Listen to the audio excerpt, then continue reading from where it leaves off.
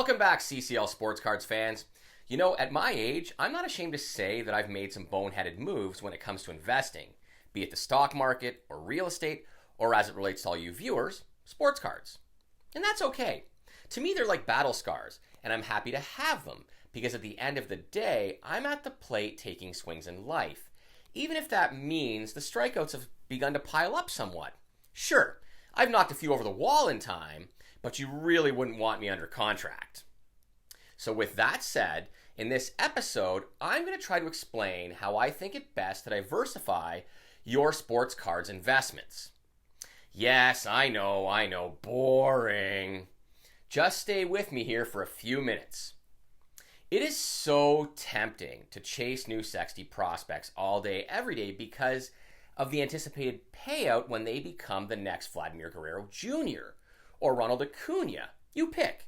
I mean, on this show, I am constantly trotting out my latest purchases because that's what everyone wants to see, which more often than not are super modern cards, usually low-numbered graded color parallels of young baseball prospects. I mean, let's face it, it is a lot more fun to talk about a card that may rise 1,000% over, say, a player's card from 20 years ago that may gain 5% a year.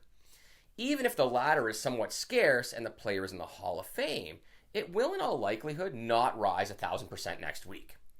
More a steady climber whose card supply slowly falls over time as collectors scoop them up and put them in their PCs. I'll use an example here of Adrian Beltre. He's almost certainly headed to the Hall of Fame and should do so on the first ballot in 2024, at least in my opinion.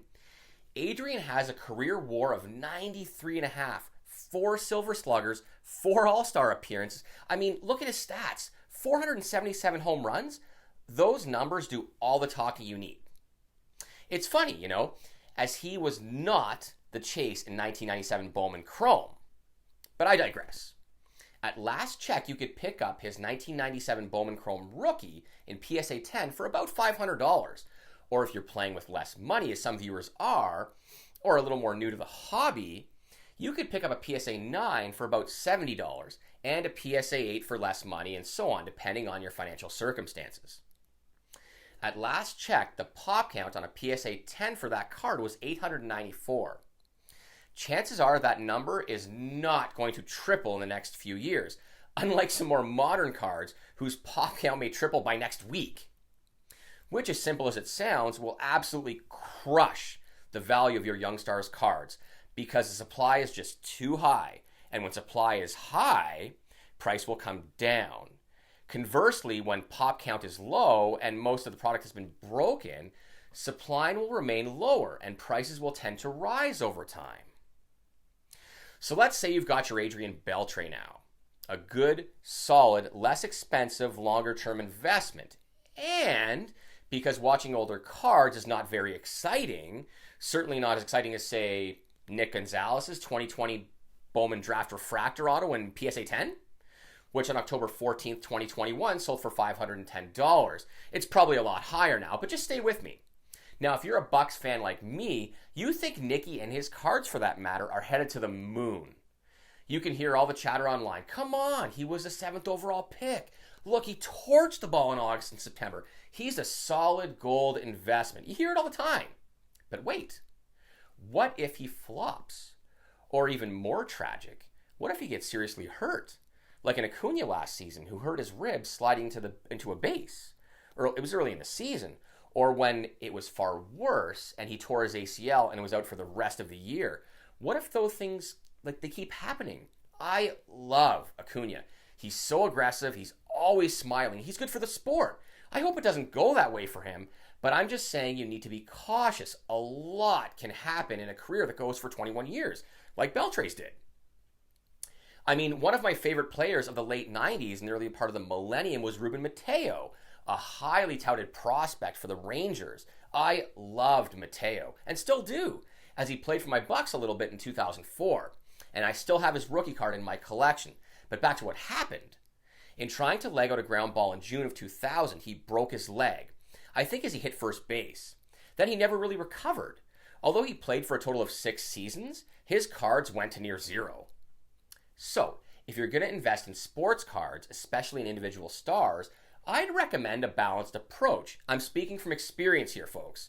I've been a collector of cards for over 30 years, with a few hiatuses sprinkled in, and for every Adrian Beltre, there are a ton of Todd Van Poppels. He was the 14th pick in the 1990 draft, and the one-time top chase of 1991 Upper Deck.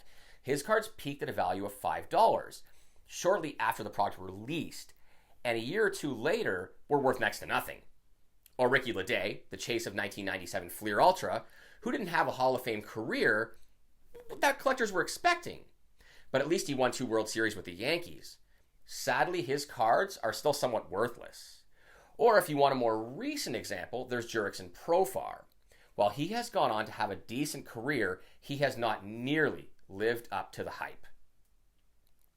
The same goes for wax. We all love to rip wax and chase the top prospects. From the word go, whether it is Austin Martin in 2021 Bowman or Blaze Jordan, we rip and search chasing big wins. That's part of the fun of the hobby. I mean, if you're a fan of the show, you know I'm a breaker. I love to chase. But I also buy cases to put away, and there's a reason for it. We chase certain players, like me with the Orioles in 2020 Bowman Draft, if you caught episode 6. But what if I'm wrong and all the Orioles flop, and as it happens, we end up chasing the wrong player or team? This has happened more than once to me over the years, and it will certainly happen again, unfortunately. I've alluded to this a few times, but I'll say it again. We just don't know which player will be the final chase or most valuable card in the set, more often than not. Or, said another way, should that particular year showcase a player like Mike Trout, a generational talent who no one really saw coming, and you certainly didn't chase him and probably sold him for pennies on the dollar to buy up your chosen player, at least you will have a wax case or box on hand and watch the value steadily climb of that product. So I suggest you buy a box or two, or a case, or even 2 cases if you have the means. Open one, have some fun, and leave one to hedge your bets. It takes the guesswork out of it. I'm a wine guy, so I'll use another analogy here that relates to wine.